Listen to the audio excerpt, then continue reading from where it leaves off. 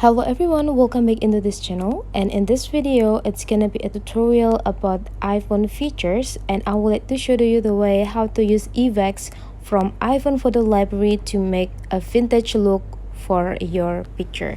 And now the first thing you have to do, you just need to open your photo library, and after that you just need to choose the picture that you want to edit. And whenever you already found it, you just need to go click the picture and just click edit. And now to access the effects for your photo, you just need to take a look on this bottom features, and you just need to click this middle tools over here.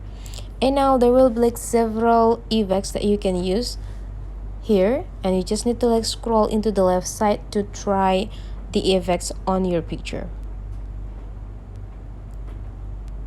And if you want to make a vintage looks, I would like to suggest you to use this dramatic warm.